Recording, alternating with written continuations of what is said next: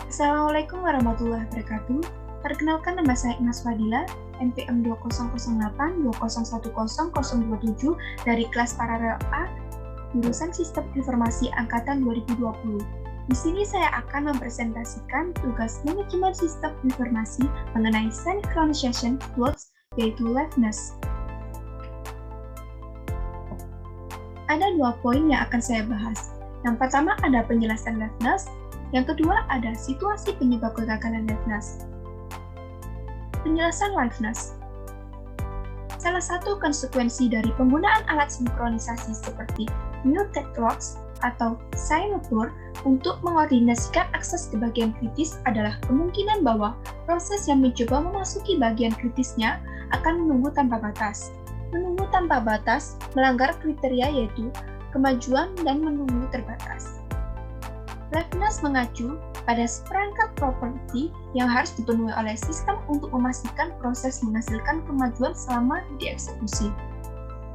Sebuah proses yang menunggu tanpa batas dalam keadaan yang baru saja saya jelaskan di atas adalah contoh dari kegagalan liveness.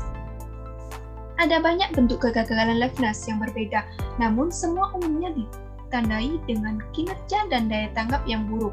Contoh yang sangat sederhana dari kegagalan liveness adalah infinite loop, sebuah loop tunggu yang sibuk menyajikan kemungkinan kegagalan liveness, terutama jika suatu proses dapat mengulang periode waktu yang panjang secara semena-mena. Upaya memberikan pengecualian bersama menggunakan alat seperti Mutex clocks dan Semaphore sering dapat menyebabkan kegagalan seperti itu dalam pemrograman bersamaan. Pada bagian ini, kami mengeksplorasi ada 3 situasi yang dapat menyebabkan kegagalan liveness. Situasi penyebab kegagalan liveness. Yang pertama ada deadlock. Implementasi Semaphore dengan antrian penunggu dapat mengakibatkan suatu kondisi di mana 2 atau lebih proses menunggu tanpa batas waktu untuk suatu peristiwa yang dapat disebabkan hanya oleh salah satu proses menunggu proses yang lain untuk melepaskan resource yang sedang dipakai. Karena beberapa proses itu saling menunggu, maka tidak terjadi kemajuan dalam kerja proses-proses tersebut. Deadlock dalam hal ini atau arti sebenarnya adalah kebuntuan. Kebuntuan yang dimaksud dalam sistem operasi adalah kebuntuan proses. Deadlock adalah masalah yang biasa terjadi ketika banyak proses yang membagi sebuah resource yang hanya boleh dirubah oleh satu proses saja dalam satu waktu. Jadi deadlock adalah suatu kondisi di mana proses tidak berjalan lagi ataupun tidak ada komunikasi lagi antar proses. Untuk mengilustrasikan hal ini, pertimbangkan sistem yang terdiri dari 2 proses, P0 dan P1. Masing-masing mengakses 2 Semaphore S dan Q diatur ke nilai 1. Seperti contoh pada gambar. Misalkan P0 mengeksekusi write S dan kemudian P1 mengeksekusi write key. Kemudian P0 mengeksekusi write key, ia akan menunggu sampai P1 mengeksekusi signal key. Dengan demikian pula, ketika P1 mengeksekusi write S, ia harus menunggu sampai P0 mengeksekusi signal S. Karena operasi signal ini, jika tidak dapat dijalankan, maka P0 dan P1 menemui jalan buntu. Kita mengatakan bahwa satu set proses berada dalam keadaan deadlock ketika setiap proses di set menunggu peristiwa yang hanya dapat disebabkan oleh proses lain di set peristiwa, dan yang menjadi perhatian utama adalah perolehan dan pelepasan sumber daya seperti Mutex clocks dan Semaphore. Yang kedua ada starvation. Starvation adalah kondisi yang biasanya terjadi setelah deadlock. Starvation terjadi jika suatu proses tidak mendapatkan resource yang diminta atau tidak dapat menjalankan critical section-nya dalam jangka waktu yang sangat lama. Namun, starvation juga bisa terjadi tanpa deadlock. Hal ini ketika terdapat kesalahan dalam sistem, sehingga terjadi ketimpangan dalam pembagian resource. Satu proses selalu mendapatkan resource, sedangkan proses yang lain tidak pernah mendapatkannya.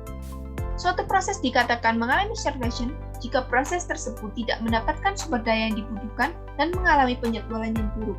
Starvation dapat diatasi dengan aging dan pemrosesan dengan cara rendoping. Metode aging dilakukan dengan cara menaikkan prioritas proses sedikit demi sedikit pada proses yang prioritas rendah seiring dengan waktu tunggu. Sedangkan proses round robin di mana setiap proses mendapatkan unit satuan waktu CPU, setelah jatah waktu selesai, proses akan ditunda dan dimasukkan ke akhir dari ready queue. Dengan cara ini, semua proses yang mengantri akan mendapatkan resource secara bergantian atau tidak ada proses yang memonopoli resource, sehingga semua proses dapat diselesaikan. Kemudian selanjutnya ada priority inversion. Inversi tantangan penjadwalan muncul ketika proses dengan prioritas lebih tinggi perlu membaca atau memodifikasi data kernel yang saat ini sedang diakses oleh prosesor dengan prioritas lebih rendah, dan rantai proses dengan prioritas lebih rendah. Karena data kernel biasanya dilindungi dengan kunci atau lock, proses dengan prioritas lebih tinggi harus menunggu proses dengan prioritas lebih rendah selesai dengan sumber daya. Situasi menjadi lebih rumit jika proses dengan prioritas lebih rendah didahulukan untuk mendukung proses lain dengan prioritas yang lebih tinggi. Sebagai contoh, misalnya kita asumsikan memiliki 3 proses yaitu L, M, dan H yang prioritasnya mengikuti urutan L lebih besar M, lebih besar H. Asumsikan bahwa proses H memerlukan semafor F yang saat ini sedang diakses oleh proses L. Biasanya proses H akan menunggu L selesai menggunakan sumber daya S. Namun sekarang anggaplah proses M adalah menjadi dapat dijalankan, sehingga mendahului proses L. Secara tidak langsung, proses dengan prioritas lebih rendah, proses M telah mempengaruhi berapa lama proses H harus menunggu L melepaskan sumber daya S. Biasanya inversi prioritas dihindari dengan menerapkan Priority Inheritance Protocol atau yang biasa disebut protokol pewarisan prioritas. Menurut protokol ini, semua proses yang mengakses sumber daya yang dibutuhkan oleh proses dengan prioritas lebih tinggi mewarisi prioritas yang lebih rendah, sampai mereka selesai dengan sumber daya yang bersangkutan. Ketika mereka selesai, prioritas mereka kembali ke nilai aslinya. Dalam contoh di atas, protokol pewarisan prioritas akan memungkinkan proses L untuk sementara mewarisi proses H, sehingga mencegah prioritas M untuk mendahului eksekusinya. Saat proses L selesai menggunakan sumber daya S, itu akan melepaskan prioritas warisannya dari H dan mengambil prioritas aslinya. Karena sumber daya S sekarang akan tersedia, proses H bukan M akan berjalan seterusnya. Sekian penjelasan dari saya mengenai liveness. Mohon maaf jika ada salah kata. Wassalamualaikum warahmatullahi wabarakatuh.